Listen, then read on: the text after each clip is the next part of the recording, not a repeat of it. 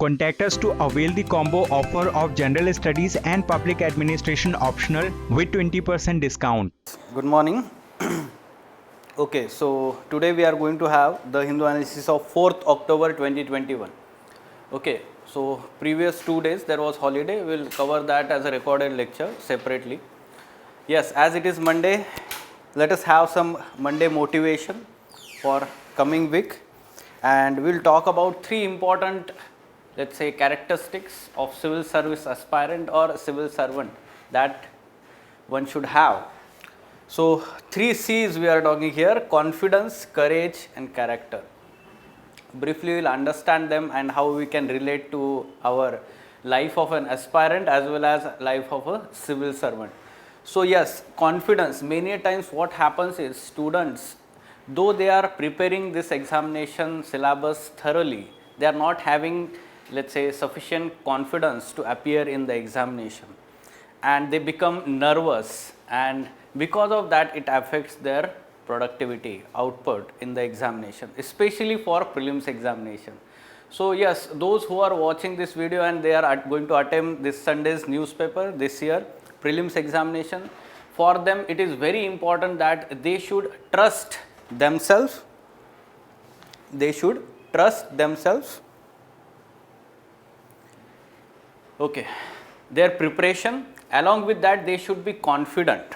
Okay, so they should go into the examination hall with the positive mindset, and then only whatever they have learned there will be output in the examination. In general, when we are, let's say, having in day-to-day life, we need to have confidence in our personal life also. Many times we feel demotivated, we do not feel good in our personal life also because of, let's say, many personal relations. There will be ups and downs in your personal life also, be it your relations with family members, brother, sister, your friends also. Okay, and because of that your confidence becomes low. So for that purpose, what you can do is try to find the confidence, or we can say motivation, from your inner side. Okay, so how you can gain that confidence? Yes, surely you need to have positive mindset, okay, positive attitude, and this can be built through, you can say, good physical health and mental health. So you can focus on, let's say, a morning 10 minutes meditation practice or yoga, and along with that you can have breathing practice also. So through that you will have more mental and physical strength, and automatically it will boost your confidence. You will get least affected by the external environment.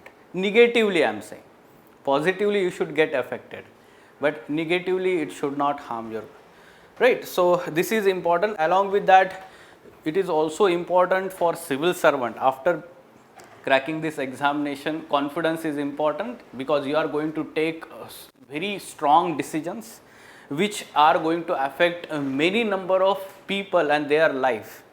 Okay, so you should be very confident in taking decisions also. When you are not confident, then what happens is, when suppose the implementation goes wrong, or suppose your decision goes wrong, then there will be feeling of guilt inside you. Okay, so that's why you need to be confident even while taking decision as civil servant. Courage. Now we are moving towards more of a, let's say, a value part. So yes, courage and character, so these are very important, we can say, virtues. Now courage, as Aristotle has said, that this is one of the cardinal virtue to have strong character, right? Many a times we say that the person is not courageous, or that person is very courageous. Basically it talks about the character of the person. Okay, so courageous person knows about what to fear, what not to fear in the life. Along with that, the courageous person takes the right decision in the challenging situations. Okay, so in a normal situation, if the person takes right decision, that is not the courageous thing, but rather when there is challenging situation, many things goes against that person and the situation is very challenging, and when that person takes the right decision, moral, ethical decision, then we will say that the person is courageous. So obviously when you are becoming civil servant, then let's say many times whole system is against you. right? We know about the situation of corruption in the administration.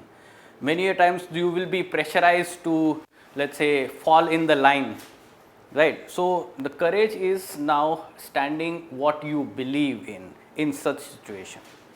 When you are preparing for this examination, surely many times you will feel that the people around you, or let's say your competitors, or many times the relatives also, they will, let's say how many years you are wasting in the UPSC preparation, this examination, what you have achieved and all these things.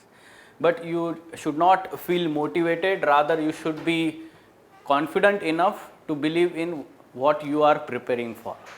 Okay, so in this manner you should focus on inculcating this value in yourself. And character, obviously, it is actually the reflection of inner, let's say, virtues of the person. It is reflected through the behavior and conduct of the person. And character is what person is, let's say, thinking, speaking and acting, that should be coherent. Then we can say that person is having strong character. Otherwise, many times the people are having double standards. Okay, with double speech or double standards, and they are having weak character, we can say. Okay, whenever the person runs away, whenever there is challenging situation, the person is not taking responsibility, weak character. And we know that how much important is for civil servant to have this strong character, right? Okay, so as a person's life also, Aristotle has said that building strong character is very important to take the ethical decisions or having the ethical conduct in human life. So virtue ethics, Ansari sir will deal with that in detail in ethics paper, and he focuses on the character of the person is the deciding factor for ethicality of the conduct. Okay? Yes. So let us try to understand, look into today's articles. So you are having newspaper, quickly we'll have look at these articles. Okay, so front page, political news, Shah Rukh Khan's son among arrested. ये तो होना ही था, ऐसे भी बोल सकते हैं, ठीक है, that is fine, but that is not relevant to our examination. Yes, the bottommost article, gaming disorder increases during pandemic. Now this is relevant. GS1 paper society part, GS2 paper health aspect, as well as we can talk about the impact of technology on the human health, human psychology, social aspects, right? So such kind of questions are being asked. It can be used in essay paper also. Impact of, let's say, online education, we shifted to the digital technology, right, during pandemic time. And the children, youngsters, teenagers are now having smartphones with them, apparently for having the online lectures, but now they are shifting to the gaming disorder, or they are facing this problem, health problem. You can mention this as impact of technology, negative impact of technology. Okay, we will talk about that.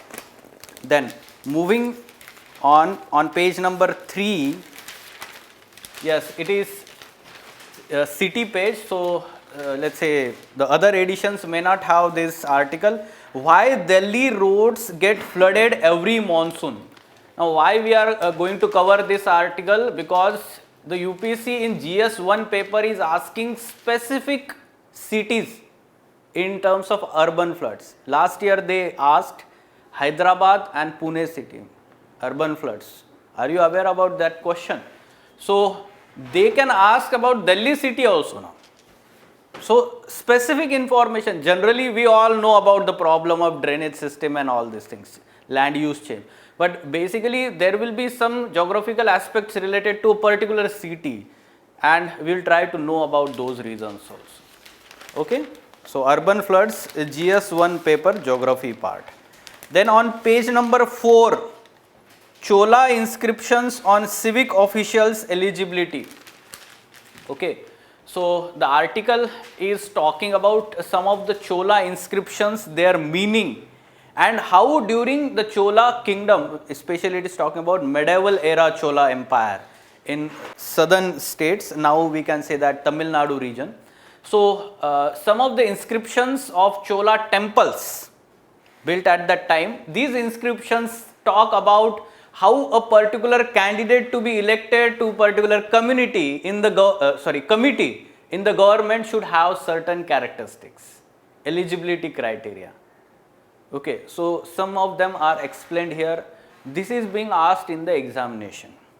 Okay, so they will ask directly meaning of particular inscription, Chola inscription. So especially art and culture, history, ancient history, medieval history, they are asking such unique terms, okay, and their meaning. So match the following type of questions can be asked in prelims examination. So we'll talk about these inscription, because in NCERT also there is one table which says that during Chola Empire these were different taxes implemented, but that was during ancient times, Chola Empire. Okay, so we'll talk about all these terminologies now. Yes. Now on page number 5, NGRI proposes landslip flood warning system, not flood.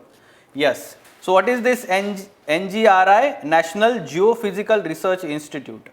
This is one of the CSIR affiliated institute, research institute, and it talks about early warning system, especially for landslides and floods, consequent floods. Basically after that Chamoli in Uttarakhand in February this year, right, there was landslip and subsequent flooding happened.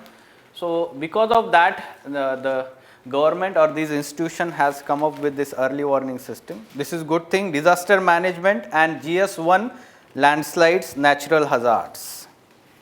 Okay, so you can use as a way forward there. Now on page number 6, a lead article, reimagining food systems with lessons from India. This is important article for GS3 paper, economy part, agroeconomy part is there, and GS2 paper, social justice, food security, nutrition. So all these aspects are covered there. Okay, so we are going to discuss that. Then on page number 7, peace at the heart of education. Peace at the heart of education. From ethics and essay paper, education can impart the skills and values needed to prevent potential conflict.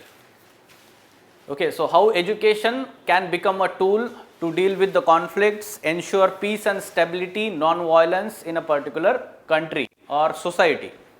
Okay, so this is very important. Last year already question has been asked about education, national education policy.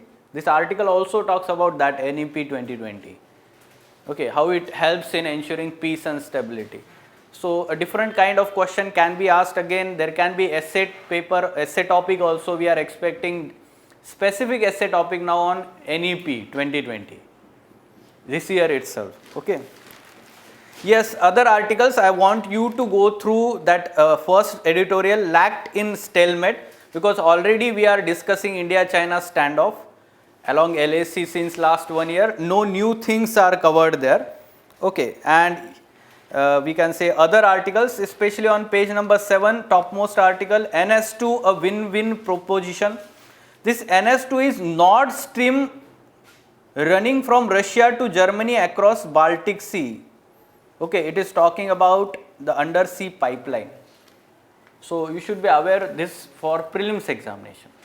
Other things are not that much important. Okay, now moving on. Yes.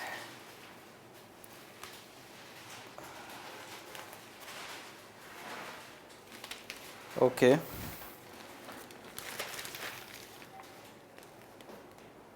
Now on page number 10, British era bungalow is home to Brahmaputra Heritage Center. On page number 10, so it talks about Brahmaputra River Heritage Center, and this has been the military office since 17th century. Ahom rulers, they built this home. Now what is Ahom kingdom? It also talks about Rachit Borphukan. So Rachit Borphukan was in news last year when, not last year, this year earlier, when Assam elections were going on and our Prime Minister went there for campaigning. So he talked about Rachit Borphukan. So he was the military commander of Ahom kingdom at that time and successfully led in battle of Saraighat against Mughals and defeated Mughals at that time. Very famous, we can say, battle of Assam, important for history of Assam and Northeast India. Okay, so this is important from history prelims examination. So we will talk about what was this Ahom kingdom, about Lachit Borphukan also. Okay, so yes, these are the important articles. Now we will talk about them in detail. Yes. So first article, peace at the heart of education. See, very important captions and arguments are mentioned in this article. This article talks about importance of education to ensure peace and non-violence. Okay, so as it was Gandhi Jayanti recently celebrated all over the world, and we know that it is International Day of Non-Violence. Okay, so that's why the article is written, and article specifically talks about importance of education in ensuring peace and non-violence. Yes. First of all, we have, let's say, seen in last 1 or 2 years impact of COVID-19 pandemic and the conflicts around the world, the violence and such conflicts in different parts of the world, like promoting hate speech, blame for virus, structural violence. Now, what is structural violence? Structural violence means that there are inbuilt, let's say, prejudices, inequalities, stereotyping in our society, be it towards, we can say, some of the genders, or we can say gender inequality is there. We can talk about, let's say, caste inequality is there. There are some communal, let's say, discriminations are there in our society. These are called structural, let's say, problems in our society. And that is sometimes resulting into violence. There can be gender based violence, there can be caste based violence, there can be communal based violence. This is called as structural violence, and this structural violence, there has been, let's say, increase in such kind of structural violence. Are you aware about last year during the pandemic first wave lockdown, the data by National Commission of Women, it showed that there had been increase in domestic violence cases during the lockdown time period. You can give such, let's say, supporting data, references to such facts. So this shows that during the pandemic there is increase in structural violence. Okay. Along with that, we should understand there has been one, let's say, report by World Bank and UN. It is named Pathways for Peace. Okay, and it specifically mentions that, we can say, many of the world's conflicts arise from exclusion and feeling of an injustice. Okay, so feeling of exclusion, feeling of injustice, we all know about what is happening in different parts of the world. Okay, so feeling of exclusion, so basically it is what we are experiencing in insurgency, be it in Jammu and Kashmir, be it in Northeast India, be it in Naxalism. Basically it is, we can say, the result of exclusion and feeling of injustice, right? Can we give such references? Be it, let's say, part of different parts of the world also. So what is happening in Middle East, or the Palestine and Israel conflict that is going on, or we can say the civil war going on in some of the African countries. Basically it is result of all this. So you can give reference to this committee or this report also. Then how education can help? Education can impart skills and values necessary to recognize and prevent potential conflict and promote tolerance. So you should explain this in detail. How we can explain this? Necessary skills and values. What the children learns in the school and college while taking education. They learn about sharing and caring. They learn about, let's say, inclusive view towards the, we can say, the opinions of others. Inclusiveness is promoted. Tolerance is promoted, right? So in this manner, the child or the moral development of the child happens in a way, there will be some kind of skills and values inculcated among the children, And when the child is becoming young and as an adult, that person is now more tolerant, more inclusive, and there is some kind of cognitive skills developed among the adults now. Okay, cognitive means that yes, there can be different view of the other persons on this issue. Otherwise, if the person is not educated and is not having such kind of values, then that person is not going to tolerate others' views. This is the importance of education system. Along with that, the promotion of human values, love, care, sharing. Okay, these are human values and they are promoted in our educational institutions. And we can say that these values are very important to recognize and prevent potential conflicts and promote tolerance. Basically, it is talking about the education makes the person civil or civilian, and a civilian never, let's say, resort to violence. Try to understand what are civic values. Civic values like following the law and order, or rules, regulations, laws, or we can say that the person is aware about the constitutional values of the country, the person is aware about the history of the country. So these are civic values, right? The person is also aware that it should not harm the other human beings, right? So in this manner we should go on elaborating this. Now the article talks about how National Education Policy 2020 also promotes this education as the basis of promoting peace and stability, non-violence, like value-based education, experimental education. Value-based and experimental education. Now this is being, let's say, incorporated as a part of our educational curriculum. So yes, surely value-based education will help to make the child as an responsible citizen of the country, right? So this is important. Experimental education. The child is not going to learn these skills and values through rote learning. Okay, so the focus here is on experimental education. That means the outdoor activities, be it sports, cultural activities, some of the programs can be there where the children are, let's say, having such kind of first-hand experience in promoting these values. Okay, or directly experiencing these skills on the ground, implementing these skills on the ground, right? So this will ensure that there will be some kind of peace and stability in future. That equipping children from young age with skills to respect the dignity of others is key to building resilient and peaceful societies. This is very important actually. Okay, so when the child is explained that the views of other person are very important and you should recognize, respect them. Okay, so in this manner, because we know that every person will have different views on particular issue. Okay, and let's say in general you should be aware that Thomas Hobbes has said that human is selfish. Okay, selfish, brutish, or we can say short person, and he always, let's say, seek to fulfill the self-interest.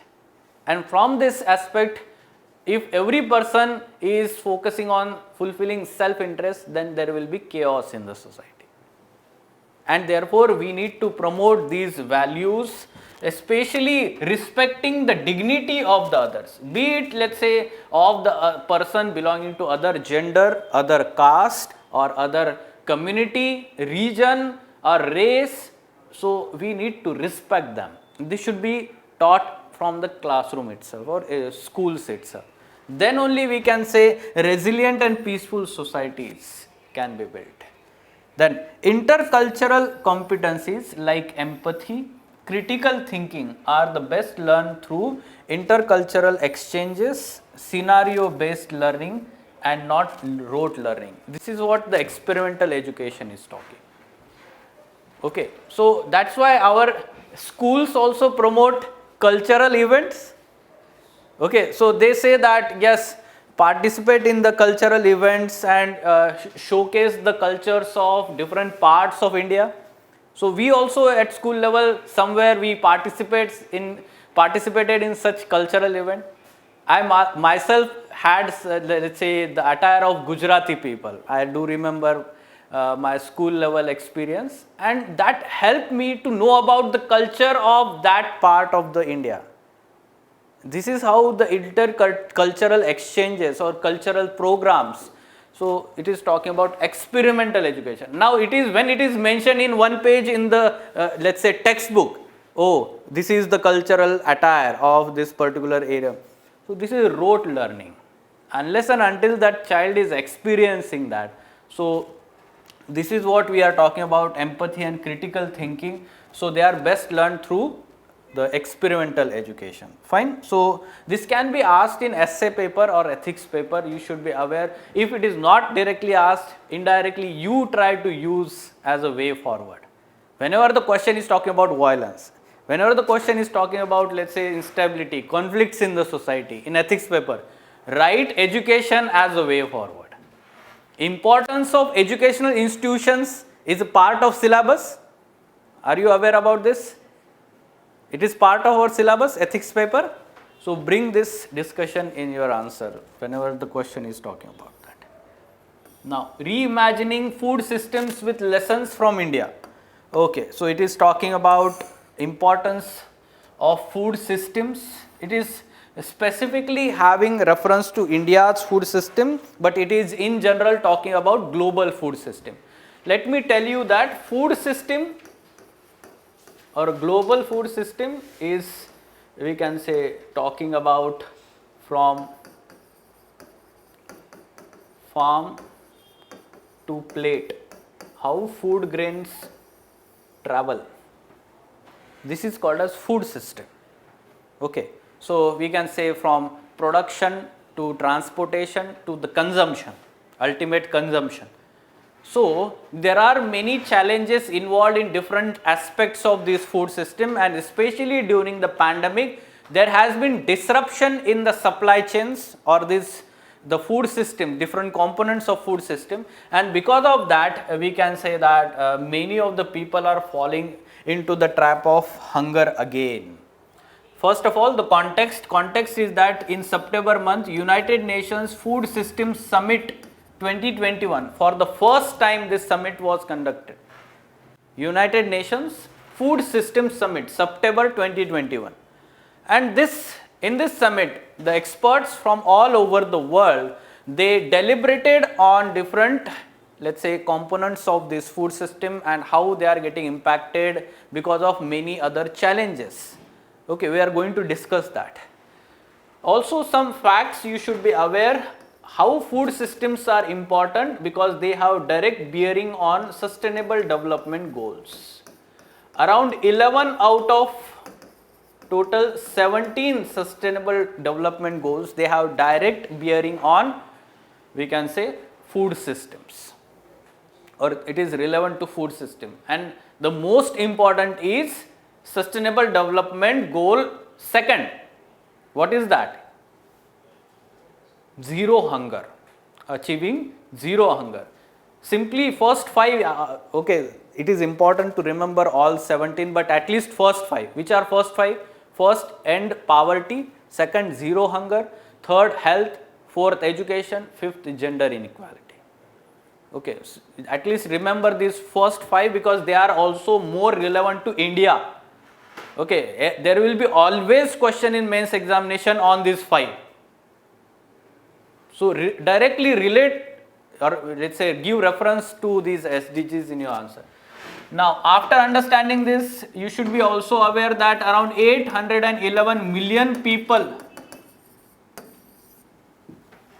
go to bed hungry in the world. Okay, so such kind of facts you can mention, and that's why you can say that during the pandemic this has made the problem worse. Now, why food system transformation is considered essential? Just now we talked about that achieving sustainable development goals, this is having bearing. So food systems the making them resilient is very important to achieve these sustainable development goals. Now, the writers are saying that lessons from India's tryst with food security. Now, this is good thing that the world is learning from India's food system. So, we know that during 1960s we were facing food insecurity. There were many consequent droughts during 1960s, and we faced food insecurity. We had to import food grains from US at that time. And then the food revolution, or we can say green revolution, happened, and after 4 to 5 years immediately we achieved self-sufficiency in food grains. Okay, and after 1991, after having this self-sufficiency, we focused on crop diversification or dietary patterns change. Crop diversification, we shifted towards or focused on horticulture, or we can say fish farming, then we can say dairy sector, animal husbandry. Okay, so in this manner, this is our journey.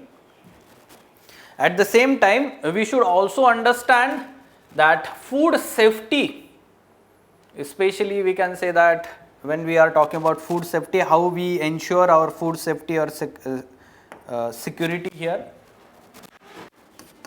NFSA 2013, National Food Security Act 2013, which talks about let's say those belonging to below poverty line households. So they were given the food grains at subsidized rate. Under this National Food Security Act, there are 3 important components: TPDS, targeted PDS, public distribution system, where we have ration shops and subsidized food grains. Then we have midday meal scheme. Recently now it is PM Poshan, right?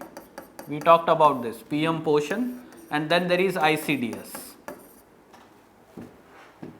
Integrated Child Development Scheme. Okay, so all these helped in ensuring food security in the country, right? Now, the article also says that there are some problems in India in terms of food security. What are the problems?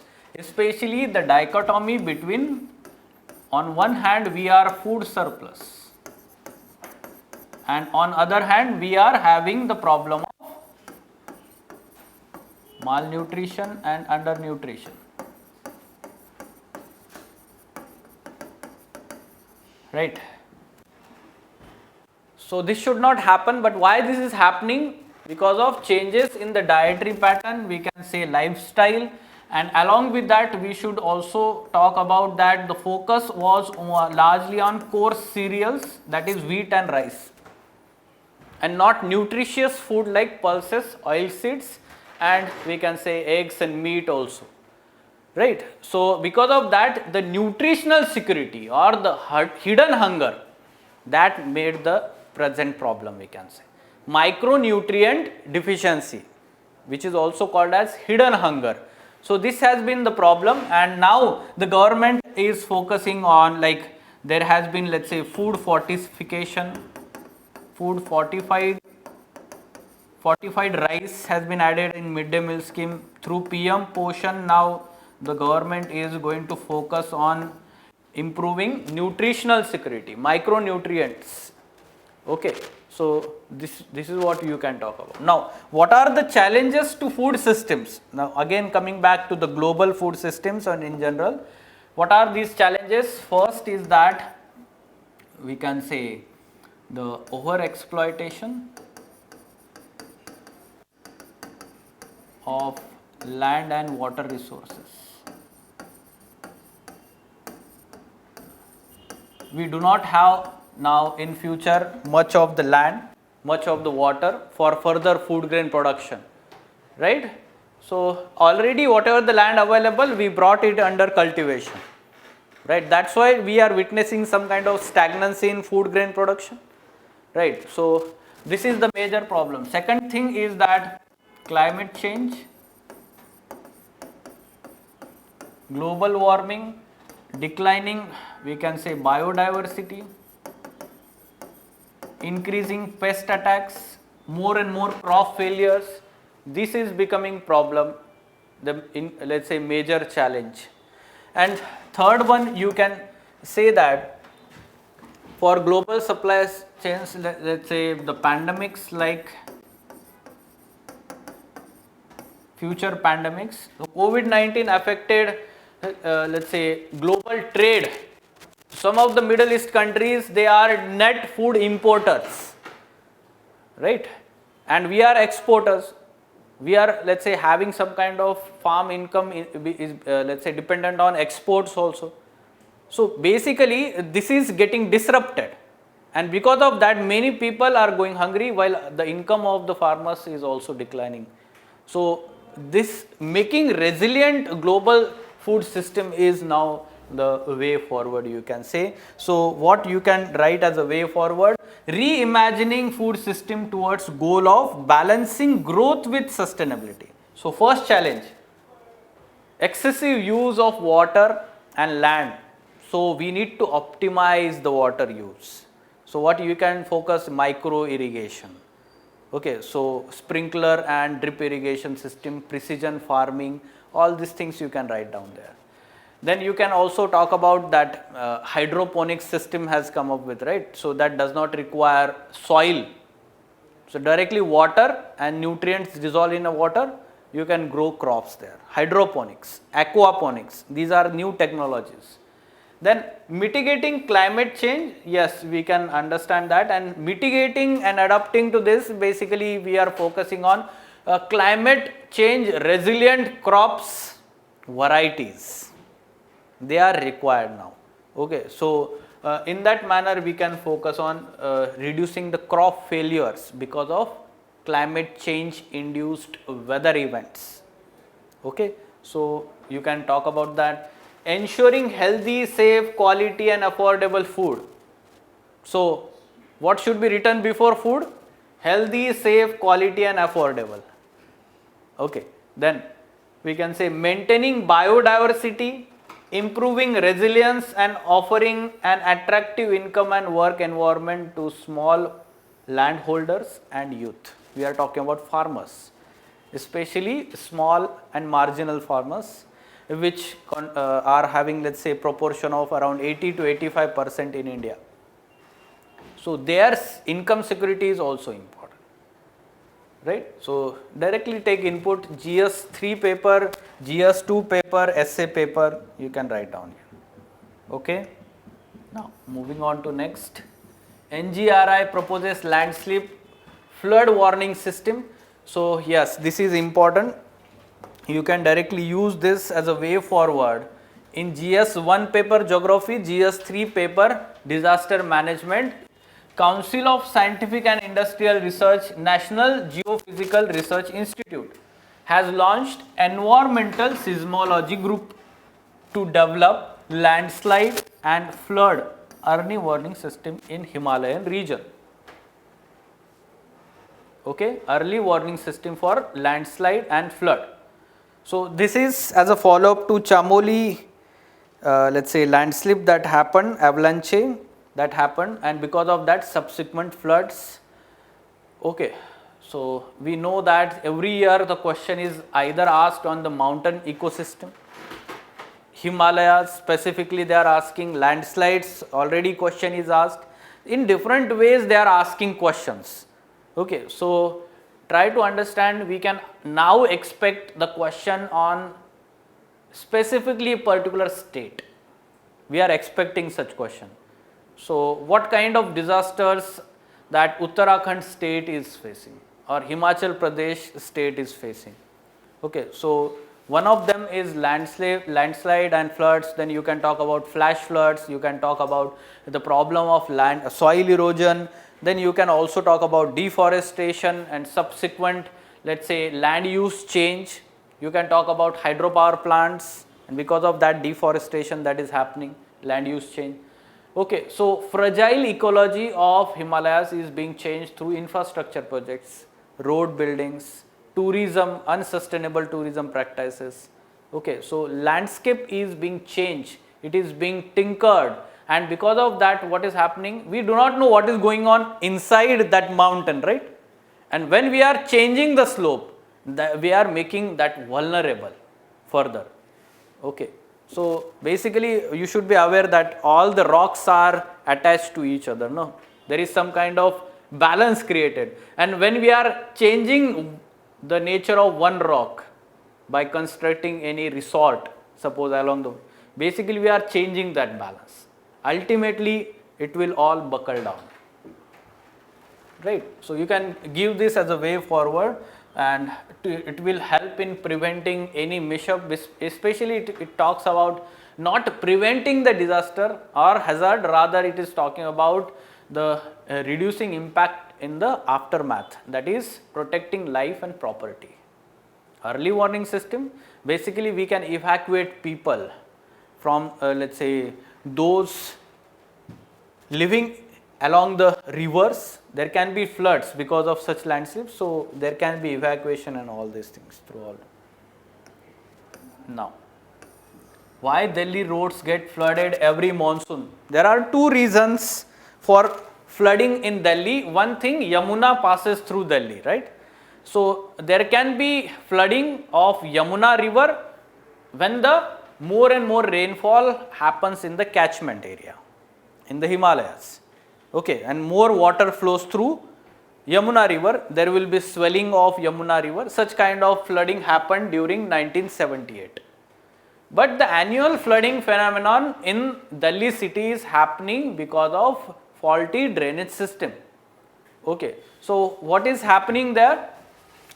Due to combination of reasons, including sewage flowing in storm water drains. Okay, so storm water drains are built as a part of urban planning, and through that now what is flowing? Sewage is flowing. So the amount of runoff that should go through that drains, that is getting reduced.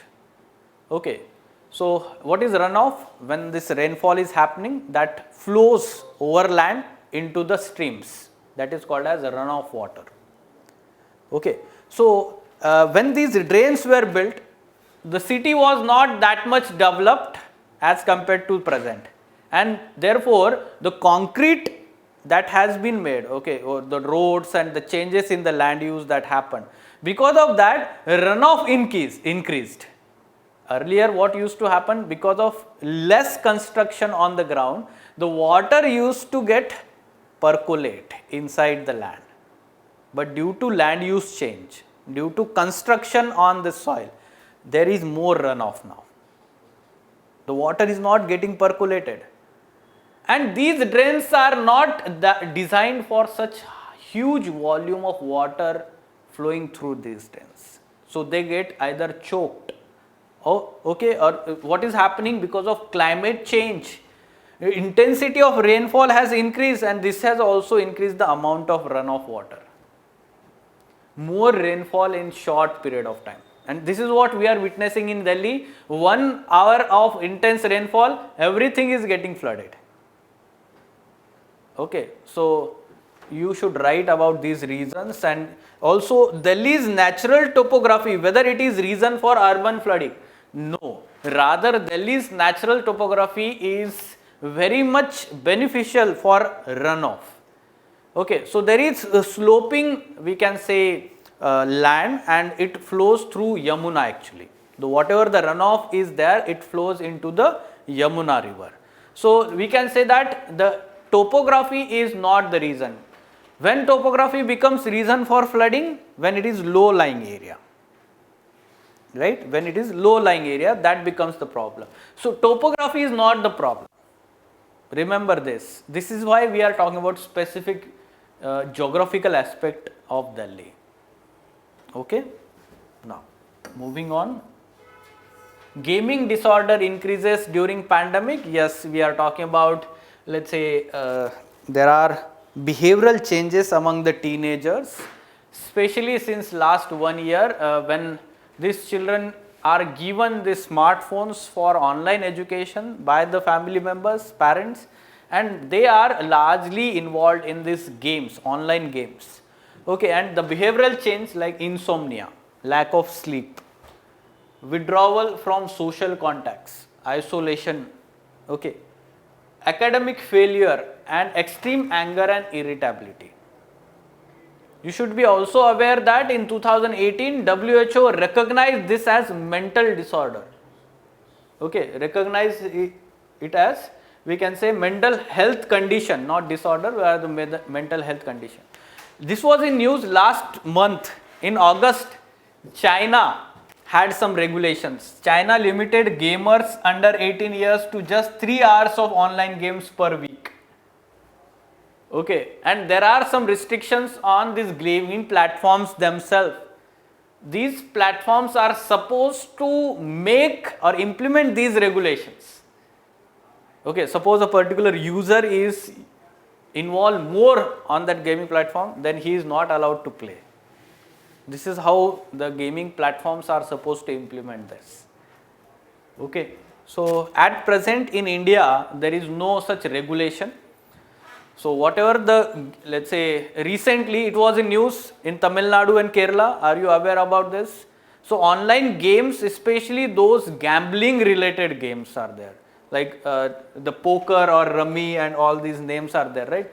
So Kerala High Court in September month squashed such law in the Kerala state, accepting industry's stance that games of skills, they are, these poker and all these are games of skills rather than chance. They should not be triggering bans on gambling. Okay, so but parents, psychiatrists, mental health experts, they are concerned more about the youth and they are involved, getting addicted in such games. Though we can say that they are not involving money aspect, but mental health is also important, right? So you should be talking about this as a side effect of technology, digital technology, or during pandemic, how the children got affected due to different aspect. Then Chola inscriptions on civic officials eligibility. Basically the local elections are going on in that particular Kanchipuram district of Tamil Nadu, and that's why it was in news. So it talks about different Chola inscriptions, like inscriptions in Thenneri village in Kanchipuram district shed light on how farm produce was taxed during Chola period. You should understand that there can be question in mains examination also. In mains examination also, how question can be asked? Let's say discuss the life of the people during the Chola Empire. Okay, life in the society during the Chola Empire, socio-economic and political life during the Chola Empire. So you should be aware about how do we know about them? Through these inscriptions. Some text will be there, literature will be there, some inscriptions will be there. From that we have understood. Then inscription of Uthiremerur in Kanchipuram district that dwelt upon, remember this term, Kuda Volai. Kuda Volai, a system to elect members to annual committee named Varium. Then garden committee, tank committee and other committees for 30 wards is very well known in that region. Okay, so that term can be asked in prelims examination. But very little is known about Thenneri inscriptions laying down the qualifications for candidates to village administrative committees. Village administrative committees are known as Perum Kuri Sabai. This can be asked in prelims examination. Okay, this is given in that article. Perum Kuri Sabai, village administrative committees.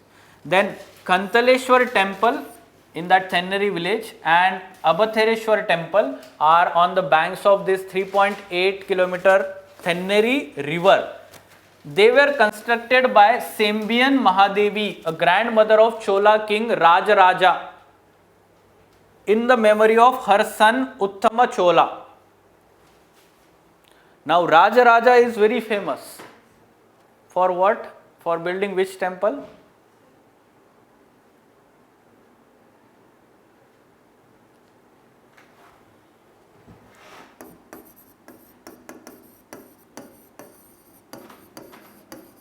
1,000-year-old temple in Tanjore.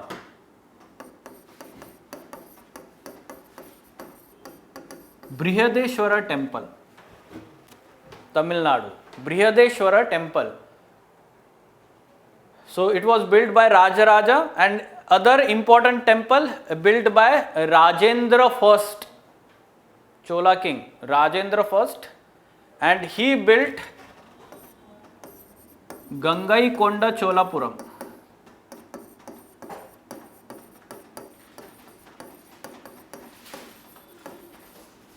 Gangaikonda Cholapuram, Rajendra I. Okay, so these are the examples of Chola architecture. Yes, according to the inscriptions, candidates should own land, should not have any case pending against them. He should be highly educated and should have maintained his accounts in a transparent manner. So transparency was there already. Okay, so it got vanished later on during Mughals, or we can say Britishers, and then later on. So now again we are trying to build this transparency in the government. Okay, so this is what our history, our culture talks about the governance. Okay, the rulers were considerate while taxing agriculture produce. For example, it is talking about areca nut or cashew nut. So until and let's say unless the fruits are grown in that cashew nut or areca nut, so the 50% only taxes are there on the farmers. Only when it is full grown and giving produce, then 100% taxes are. So they were considerate also, the rulers. This is what we should understand. And finally, the mention of this particular river, Thenari. Yes, Purum Patra Pudai, a Sangam era literature work, refers to king who created Lake Thondaiman Lanthariyan. The copper plate of Pallava period later on found at Kasakudi referred to lake as Thariyan Eri. Over the centuries, it has become Thenneri. Okay, so this is how we got to know about the past or history of that time. Okay, in NCERT actually it talks about, but it is not of medieval, it is about ancient Chola times. Chola inscriptions mention several categories of land. Okay, so what are these categories of land? Vellan Vagai, land of non-Brahmana peasant proprietors. Then Brahmana Deya, as the name suggests, land gifted to Brahmanas. Then Shala Bhoga, land for maintenance of school. Then we have Devdana, land gifted to temples. And Palli Chaddanam, land donated to Jaina institutions. Okay, so yes, I am sorry, it is specifically talking about medieval period Chola kingdoms, or we will say that Chola Empire during 10th century. Okay, so this can be asked in the match the following type of question, right? Now, moving on. British era bungalow is home to Brahmaputra Heritage Center. Yes, now it is talking about recently Vice President, we can say, inaugurated British era bungalow named Mahabahu Brahmaputra River Heritage Center on Guwahati's Barfukhar Tilla, that is Barfukhan's hillock. Okay, Tilla means generally small hillock in Hindi, right? Yes, Barfukhan was post equivalent to Governor General created by Ahom King Pratap Singh. Barfukhan. Okay, and Lachit Barfukhan, that's why this name, right? So I will explain about that. Now this hillock by the Brahmaputra mentioned in ancient scriptures as Mandrachal. Mandrachal was from where Ahom General Lachit Barfukhan launched the Battle of Saraighat in March 1671. to inflict the most crushing defeat on the Mughals. This was fought on the river, Brahmaputra river, and it is said that Saraighat is regarded as the greatest naval battle ever fought in a river. He was very able commander at that time, naval commander of this Ahom kingdom. Okay, and he defeated Mughals at that time in this battle of Saraighat. Let us know more about the Ahom kingdom. Yes, Ahom kingdom, late medieval kingdom established in 1228 in Brahmaputra Valley, Assam. Okay, so the rulers initially they came from Myanmar. Remember this, they came from Burma region. They entered crossing these northeast hills and they settled in that region. And initially we can say first capital was Charai Dio and the founder king was Chaulang Sukapha. Okay, so Ahom kingdom expanded enough to bring other ethnicities into fold, which made the kingdom multi-ethnic and inclusive. Okay, it is multi-ethnic and inclusive. Can we relate this to present day Northeast India? It is still multi-ethnic. Lot of let's say ethnic diversity, many such tribal people with different backgrounds, different racial origin are located there, right? Multi-ethnic and inclusive. So we have such a rich history. During the Battle of Saraighat in 1671, Ahoms under Lachit Borphukan managed to repel the major Mughal invasion. Okay. Later, the last set of Ahom rulers, the Tungakia kings, towards the end of 17th century would come to the power, and basically in the end, following the Treaty of Yandabo in 1826, Ahom kingdom fell under control of British Empire. So remember this Treaty of Yandabo 1826. Okay, fine. So Jorhat was the last capital of Ahoms.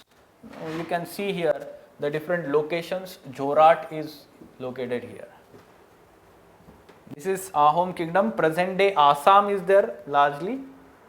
So this can be asked, kingdom and the present day locations, match the following. Okay. Now about Lachit Borphukan. So this was in news, so that's why we will try to cover. Earlier also Prime Minister talked about this. So Lachit Borphukan was the commander and Borphukan in the Ahom kingdom. Borphukan, that is we can say general, known for his leadership in the Battle of Saraighat 1671, that thwarted attempt by Mughal forces under the command of Ram Singh I take over Ahom kingdom. Okay, so on 24th November each year, Lachit Divas is celebrated in Assam. Okay, and the best passing out cadet of NDA, National Defence Academy, is conferred with Lachit Borphukan gold medal every year from 1999 for bravery, valor. Okay, so this is also relevant. Our armed forces recognize this in this manner. Okay, fine. Now, what should be answer to this question? Very simple.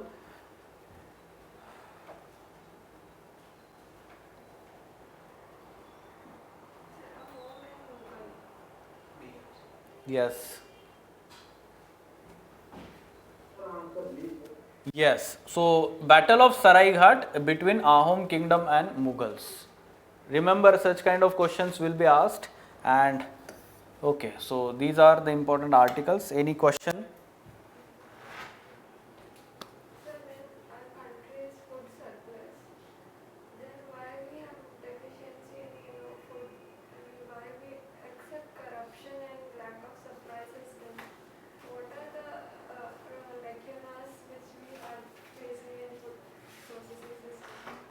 Yes, the major problem when we are talking about transportation of foods and management of food grains, this FCI, there is some kind of inefficiency in the management. So food wastage, food grain wastage.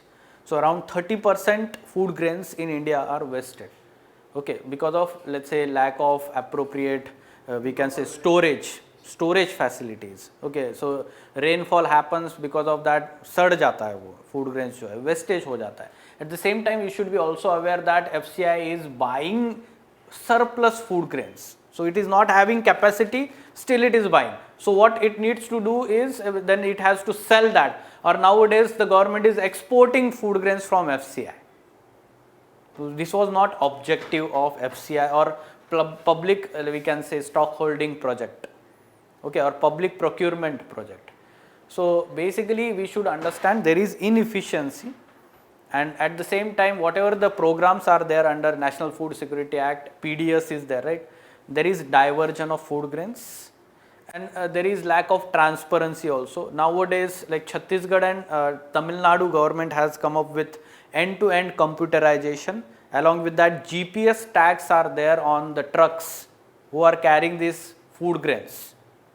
Okay, so there will not be any kind of diversion. There will be live tracking of these trucks, or we can say the carriers. They are distributing foods to ration shops in different parts of the country.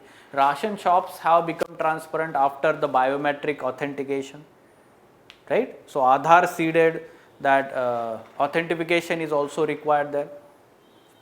Okay, so major problem we will say that the transportation. We should also now focus, because of food wastage is happening, we should focus on value addition. And how value addition will happen, or the shelf life of how it will improve? Through food processing. Try to understand, when the food grains are getting wasted because of lack of storage, we need to focus on food processing so as to increase the shelf life. Also, so as to provide the options to the urban people, right? So this is very important, because the population in India is urbanizing more and more. So demand for processed food is increasing. So in this manner, whatever the food grains are getting wasted, we should try to focus on food processing industry. That's why the question last year in mains examination, GS1 paper, northwest states of India, how food processing industries can be, let's say, helpful in that state. Which are these food processing industry? Such question was asked. Okay, so yes, surely we should talk about all these aspects related to food grain movement. Okay, in economy part, I believe sir will cover that. Okay. Early warning system will be the only information. There will not be any beneficiary to avoid the damages from the floods and whatever the Yes. Then how we can able to it is a benefit. Only it will be the only alarm to save for the human life. Remaining will be all the same damage. See, the primary objective of disaster management is protecting life of the people. And this is what we are trying to do through early warning system. What happened during that let's say Chamoli flood disaster that happened, there was no early warning, and these people were working in that hydroelectric project, workers, and they were not having any idea about this. So at least 1 hour, 2 hours would have been given early warning, they would have been evacuated. Protecting life is very important than the infrastructure that can be again built. Okay, fine. But we cannot save the damage by using of this. That requires long-term approach. Okay, we need to change the designs. We need to have small hydropower projects instead of large. We talk about this, right? Whenever such kind of questions are there. How can we save the damage even in cyclones? Yes. We can only save lives. Yes, we can save the life. Whatever the infrastructure is there, we can make it resilient. Use such words. Resilience is very important. Okay? Fine? Okay, thank you. Contact us to avail the combo offer of General Studies and Public Administration optional with 20% discount.